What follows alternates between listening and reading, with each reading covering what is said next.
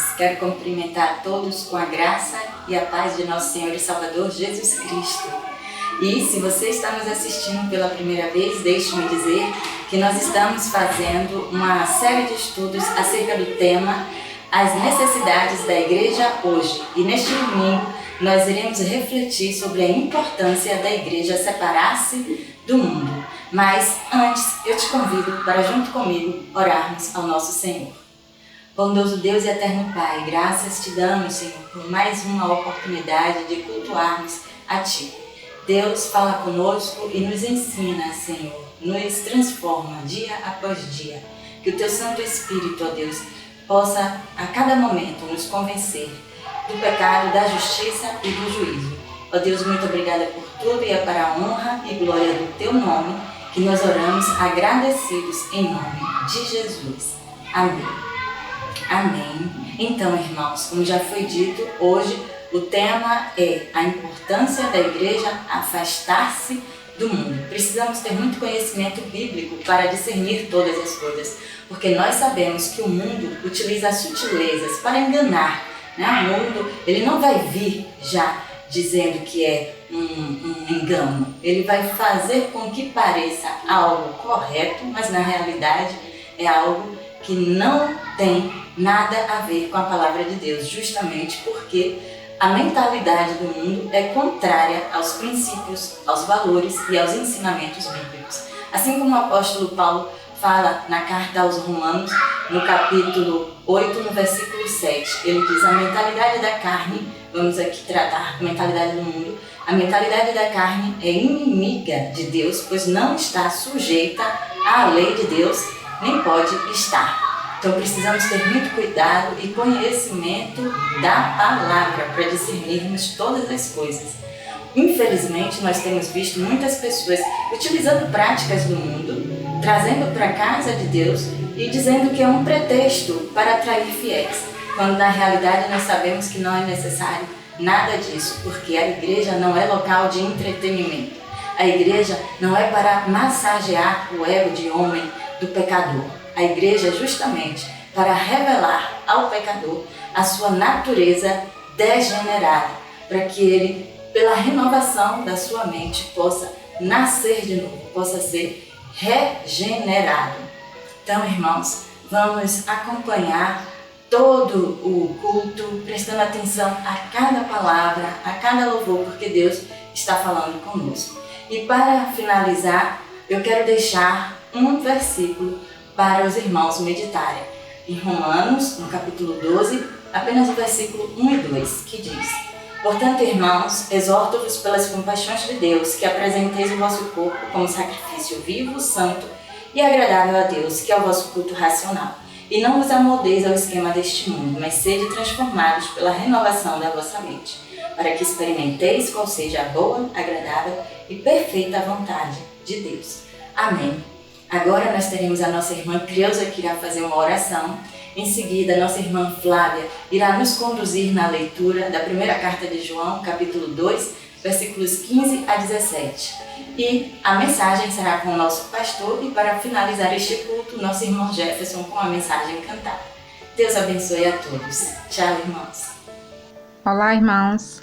A graça e a paz de nosso Senhor e Salvador Jesus Cristo. Amém? Vamos orar. Deus amado, Deus querido, Pai amado, neste momento eu quero te pedir muito obrigado por este dia que amanheceu, muito obrigado porque estamos de pé, muito obrigado porque podemos falar, muito obrigado, Senhor, porque podemos louvar. Ó Deus, neste momento eu quero te pedir, Deus, obrigado pela minha vida, pela vida da minha família, pela vida, Senhor, da família da Igreja Batista Nova Aliança. Obrigada, Senhor, porque até aqui o Senhor tem dado livramento a cada um do teu povo. Obrigada, Senhor, por o alimento que não tem faltado na casa do teu povo. Obrigada, Senhor, pela nossa saúde. Obrigada, Senhor, porque o Senhor tem nos protegido, Senhor, onde quer que a gente vá, nas filas de banco, nas filas de supermercados, meu Deus. O Senhor tem cuidado de nós. O Senhor tem, Senhor, dado, Pai, proteção às nossas vidas. Obrigada, Senhor, pelo teu cuidado, pelo teu imenso amor, pela tua misericórdia para conosco. Eu quero te pedir, Deus, neste momento, que o Senhor abençoe as famílias, Pai, que não estão indo para a igreja, que o Senhor venha abençoar, que o Senhor venha sustentar, que o Senhor venha, Deus, a fortalecer. Ó Deus, que a sua fé não venha a ser abalada porque não está indo para a igreja. Abençoa, Pai, cada um, Senhor, que está em casa, mas que eles possam, Deus, falar com o Senhor, porque, Deus, a cada dia estamos passando por momentos difíceis e precisamos ouvir a Tua voz, precisamos estar com o Senhor. Ó Deus, guarda nossos familiares.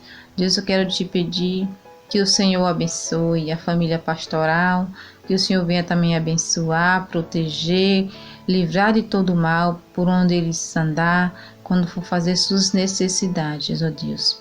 Obrigada, Senhor, porque o Senhor tem, ó Pai, guardado o teu povo debaixo das tuas asas, dando proteção.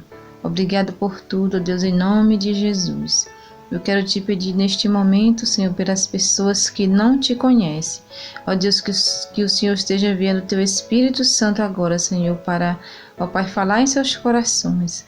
Falar, Senhor, nos corações daqueles que estão com o coração endurecido para não ouvir a tua voz. Ó Deus, em nome de Jesus, visita, Senhor, cada familiar que ainda não te conhece, a minha família, a família, Senhor, da Igreja Batista Nova Aliança, que também, Pai, pode haver alguém que ainda não te conhece. Ó Deus, traz para perto de ti, Senhor, aqueles que estão afastados da tua palavra, do teu evangelho, para que no dia da volta do nosso Senhor e Salvador Jesus Cristo, eles estejam, Senhor, cobertos com a tua graça, com a tua misericórdia. Obrigada, Senhor, por este momento. Obrigada por este culto. Abençoa, Pai, nosso dia, em nome de Jesus. Amém. Graça e paz, irmãos.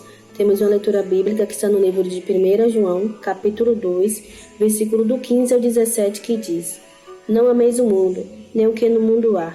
Se alguém ama o mundo, o amor do Pai não está nele, porque tudo que há no mundo, a concupiscência da carne, a concupiscência dos olhos e a soberba da vida, não é do Pai, mas do mundo. E o mundo passa, e a sua concupiscência, mas aquele que faz a vontade de Deus permanece para sempre. Que o Senhor Jesus possa estar cada dia mais nos abençoando. Graça e paz, irmãos. Que bom estarmos juntos novamente. E hoje nós queremos pensar ainda sobre uma das necessidades da igreja. A Bíblia apresenta a igreja pós-moderna, a igreja de hoje, como uma igreja que conhece os mistérios de Deus que foram revelados em Cristo, mas essa igreja que vive no tempo do fim, ela tem necessidades. E hoje nós vamos pensar sobre uma delas. A igreja necessita separar-se do mundo. Nós vamos entender um pouco o que isso quer dizer. Abra sua Bíblia no 1 João, capítulo 2, de 15 a 17, que trazem as seguintes revelações. Não ameis o mundo, nem as coisas que no mundo há. Se alguém amar o mundo, o amor do Pai não está nele. Porque tudo o que há no mundo, a concupiscência da carne, a concupiscência dos olhos e a soberba da vida, não procede do Pai, mas procede do mundo. Ora, o mundo passa, bem como a sua concupiscência. Aquele, porém, que faz a vontade de Deus permanece eternamente. Separar-se do mundo. O que é o mundo? O mundo, quando a Bíblia fala não ameis o mundo, ela não está falando das pessoas, ela está falando de um sistema que rege o comportamento, a essência e o coração das pessoas. Então, quando a Bíblia fala de mundo, ela está falando da pecaminosidade. Nós poderíamos pensar, a Bíblia está falando de um sistema pecaminoso, de um sistema corrompido, de um sistema degenerado que governa a humanidade quando ela tira os olhos do Deus Todo-Poderoso. E nós temos algumas considerações importantes aqui a fazer. Primeiro, acompanhe comigo. Deus, nosso Deus, Ele é santo e Ele nos quer puros, íntegros. Ele quer que nós saibamos também nos desviar do mal.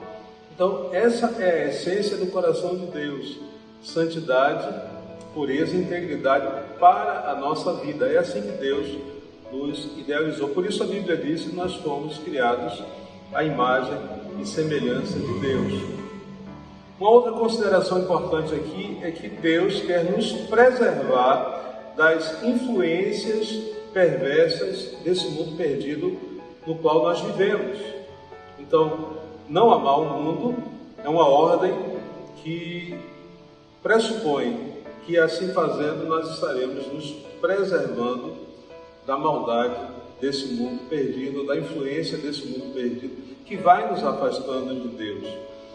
E a outra consideração super importante a fazer aqui, quando a Bíblia diz não ameis o mundo, é que Deus quer que nós sejamos luz do mundo e sal da terra, para aquelas pessoas que ainda não conhecem o verdadeiro Deus, que não conhecem a Cristo, que ainda não tiveram o privilégio de entregar as suas vidas ao Senhor Jesus. E aí nós vamos pensar ainda nessa linha de considerações importantes, é que Deus ama a todas as pessoas do mundo, mas Deus não ama o mundo perdido que essas pessoas construíram para si. Aqui em 1 João, capítulo 17, no versículo 15 e 16, Jesus está orando pelos seus discípulos quando ele disse: Senhor, eu não peço que os tires do mundo, mas que os livre do mal. Jesus ali orava pelos seus discípulos, mas também ele orava por nós. Ele orava por aqueles que estavam com ele e ele orava por aqueles que ainda haveriam de crer no seu nome. E aí, nessa oração nós entendemos que há uma ordem. A ordem é separar-se do mundo. Jesus ora para que os seus estejam separados do mundo. Jesus pede ao Pai que nos guarde do mal. E Jesus pede ao Pai que nos santifique. Então, diante do Senhor Deus Todo-Poderoso, Jesus apresenta os seus, aqueles que fazem parte da igreja como um todo. Ele apresenta os seus como pessoas santificadas pelo poder do sangue que Ele mesmo derramou naquela cruz. Como eu posso me separar do mundo? Interessante a expressão no Salmo 119, no verso 9. Há uma pergunta ali que diz assim: de que maneira o jovem poderá purificar o seu caminho? E a própria Bíblia responde dizendo: observando segundo a sua palavra. A única maneira que nós poderemos ou podemos nos separar do mundo, ou seja, não estar raciocinando enquanto as pessoas que estão distantes de Deus, não estar pensando e sentindo conforme aquelas pessoas que são inimigas de Deus. Então, como nós podemos construir isso para nós mesmos? Observando a palavra. Por isso é tão importante estudar a Bíblia. No capítulo 15 de João, no versículo 19, esse texto vale a pena ser lido. Então eu vou ler, você pode também abrir a sua Bíblia e conferir. Diz assim, se vós fosseis do mundo, o mundo amaria o que era seu. Como todavia não sois do mundo, pelo contrário, dele vos escolhi, por isso o mundo vos odeia. Então aqui Jesus faz uma distinção entre ser do mundo e mostra a oposição. Então nesse versículo você tem a distinção de quem é do mundo e quem não é do mundo, e mostra também essa oposição que o mundo, o sistema, faz com relação àqueles que querem se aproximar de Deus, que querem servir a Deus. Há uma distinção em toda a Bíblia, uma distinção muito clara entre luz e trevas. E Tiago, no capítulo 4, no verso 4, ele diz que aquele que quer ser amigo do mundo, ele se torna frontalmente inimigo de Deus. Então nós precisamos escolher se nós queremos ser verdadeiramente amigos de Deus ou amigos do mundo. Então, essa ideia de mundo, no sentido de um sistema corrompido, degenerado, imundo, impróprio para aqueles que têm semelhança, querem construir a semelhança da imagem de Deus no seu coração. Então, isso é muito sério em toda a Bíblia. Por isso a igreja hoje precisa manter-se separada do mundo. Lembra daquele texto de Apocalipse, capítulo 22, verso 11? Ele diz assim: quem é santo, santifique-se mais. Quem é sujo, suje-se ainda. Então, você tem agora essa dualidade, né? essa oposição entre o santo e o sujo. Quem é santo e quem é sujo. Quem pertence a Cristo é santo. Quem não pertence a Cristo é sujo. E se você pertence a Cristo, você não pode viver na imundícia. E se você vive na imundícia, você não pode pertencer a Cristo. Então, sempre nós somos levados em toda a Bíblia a uma escolha, a uma decisão. Malaquias capítulo 3, verso 18, diz que há uma diferença entre o que serve a Deus e o que não serve. Então, a igreja precisa entender isso. Ou nós somos santificados pelo poder da palavra e comprometidos com a luz do Evangelho, como Mateus capítulo 5, verso 16 diz, que a nossa luz deve resplandecer diante daqueles que nos veem, para que eles visualizem a grandeza, a pureza, a glória do Deus Todo-Poderoso, para que Ele seja glorificado. Então, a nossa vida, ela caminha no sentido, na direção de glorificar o Pai. Então, Deus ama as pessoas do mundo, mas Ele odeia o pecado. É uma frase difícil da gente dizer, mas é uma verdade. Deus ama as pessoas do mundo. João capítulo 3, verso 16 diz que Deus amou o mundo tanto que deu seu Filho para salvar esse mundo.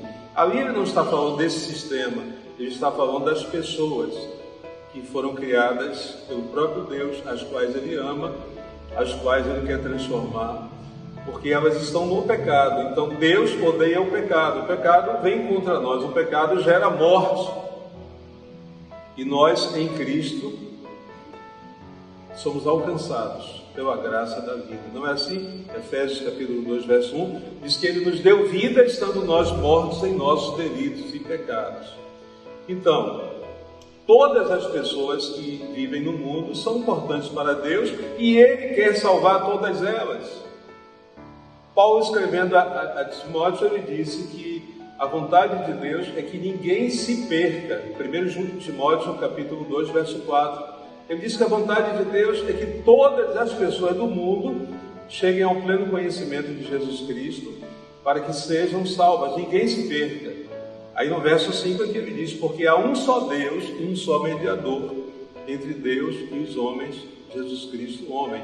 Algumas pessoas até constroem um pensamento religioso até interessante, piedoso, para não dizer pietista, mas acreditam em divindades ou acreditam em nomes que vão além do nome que foi cravado naquela cruz.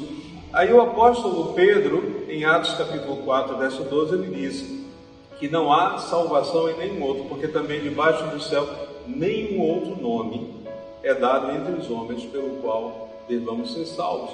Então, se uma pessoa acredita em uma determinada pessoa, um nome, lógico, do passado, uma figura histórica, mas que esse nome não é Jesus Cristo, saiba que esse nome, essa pessoa, essa celebridade espiritual não pode salvar, porque só um morreu naquela cruz, só um tem o poder e autoridade, só um é Deus. João capítulo 10, verso 30, Jesus disse: eu e o Pai somos um. E em João 14 ele diz: quem vê a mim vê o Pai. Então Ele, Jesus Cristo, é o próprio Deus. Por isso Ele tem essa autoridade para nos convidar a nos separarmos do mundo. Então veja, Deus nos fez puros. Deus nos deu livre arbítrio, liberdade para escolhermos. O pecado estava diante de nós e a vontade de Deus estava diante de nós. O que Adão escolheu? Escolheu o pecado. Então, tendo escolhido o pecado entrou no coração do homem. Romanos capítulo 5, verso 12 diz que por um homem entrou o pecado no mundo e por ele a morte então passou a todos os homens, por isso que todos pecaram. Então o homem escolhe o pecado afasta esse homem de Deus, o pecado degenerou o coração do homem mas Deus enviou Jesus Cristo, o Salvador, para nos libertar. Do que Cristo nos liberta? Ele nos liberta do pecado, da morte, do mundo e do poder do diabo. Então, em Cristo nós somos libertos de todas essas maldições. Mas devemos escolher. Talvez hoje você precise parar um pouco de assistir esse vídeo, fazer uma oração, entregar sua vida a Cristo, pedir perdão dos seus pecados e receber a vida eterna. Mateus capítulo 6, versículo 24, Jesus ensinou que ninguém pode servir a dois senhores. Talvez você creia em Cristo, mas também creia em outra coisa. Talvez você até esteja na igreja, mas o seu coração não está totalmente centrado na palavra. Então você precisa tomar uma decisão, não amando o mundo nem as coisas que no mundo há, porque se alguém ama o mundo, o amor do Pai não está nele. E o mundo passa, bem como a sua concupiscência, mas aquele que faz a vontade do Senhor permanece para sempre. E aí o apóstolo João está falando sobre a concupiscência da carne, a concupiscência dos olhos e a soberba da vida. 3 forças que estão atuando em nós para nos afastar de Deus. A concupiscência da carne são os desejos da carne, as paixões. A concupiscência dos olhos, aquilo que a gente deseja quando vê. E a soberba da vida é aquele sentimento de altivez que às vezes nos afasta de Deus. Pensando um pouco ainda, para concluir nossa reflexão, aí você tem de um lado o crente, de outro lado você tem o mundo, e você tem a ordem de Deus: não ameis o mundo é mau, e nós somos chamados à santidade em Cristo Jesus. João 17, verso 17, Jesus disse: santifica-os na verdade, a tua palavra é a verdade. O mundo é o domínio do diabo. Segundo Coríntios, capítulo 4, verso 4, diz que o Deus deste século cegou o entendimento dos incrédulos, para que não lhes resplandeça a luz do Evangelho. Então você tem um mundo dominado pelo diabo, e ele, como Deus desse século, de acordo com 2 Coríntios, capítulo 4, verso 4, ele cega o entendimento dos incrédulos, daquele que não crê, daquele que é acessível a ele. Mas por outro lado você tem a igreja de Cristo, separada do mundo. A igreja é o domínio de Cristo, a igreja é o corpo de Cristo, Cristo é o cabeça da igreja. Efésios capítulo 5, verso 23. E Jesus quer, como o rei, e ele verdadeiramente ele quer reinar no meu coração, no seu coração, para que possamos glorificar a Deus e para que nós estejamos em segurança. Estejamos no centro da vontade de Deus, que é boa, perfeita e agradável, e não no mundo. Que Deus nos abençoe. Graça e paz, irmãos. Vamos estar juntos, louvando, glorificando ao nosso Deus, cantando esse louvor, esse hino que diz: foi assim. Foi assim que Cristo nos salvou. Foi assim que Cristo nos libertou. Foi assim que Cristo, na cruz do Calvário, vertendo o seu sangue, nos limpou, nos purificou e remiu os nossos pecados. Vamos estar cantando juntos este louvor. Amém?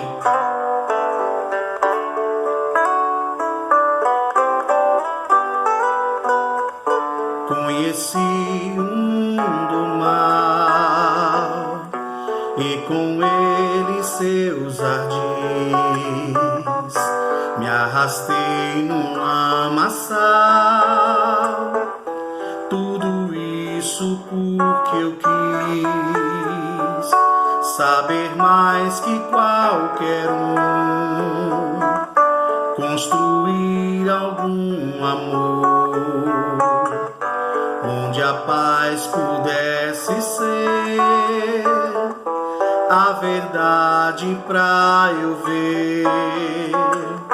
Mas Jesus Cristo veio e me achou assim tão sujo,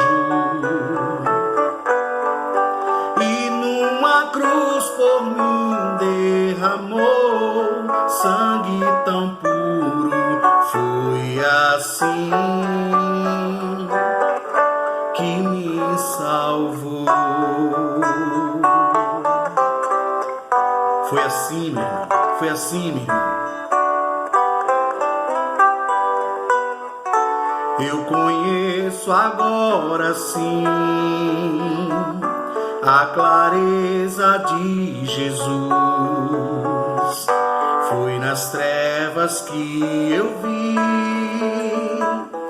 encontrei-me com a luz. Hoje eu quero sim saber do meu Mestre Salvador. Quero dar-lhe o meu louvor, eu só nele posso crer. Mas Jesus Cristo veio e me achou assim tão sujo, e numa cruz por mim derramou sangue tão puro. Foi assim que me salvou. Mas Jesus Cristo veio e me achou assim tão sujo, e numa cruz por mim derramou sangue tão puro. Foi assim que me salvou. Foi assim que me salvou. Foi assim que Cristo nos salvou, Cristo nos libertou, nos lavou, nos purificou. Aleluia. Deus continue abençoando a tua vida. Amém? Que bom, não é? Estarmos juntos mais uma vez, estudando esse livro, a Palavra de Deus. E eu quero agradecer a todos que estão participando, que têm participado semana após semana junto conosco dessa série de reflexões sobre as necessidades da igreja. Vamos orar ao nosso Deus. Senhor amado, Deus Todo-Poderoso, Criador dos céus e da terra, nós queremos te engrandecer, te adorar, te bendizer, que o Senhor enviou o teu Filho Jesus Cristo para nos libertar do império das trevas e nos transportar para o reino do Filho do seu amor, em quem temos a redenção.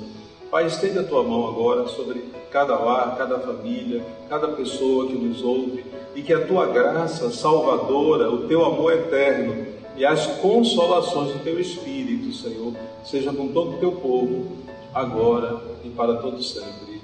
Amém.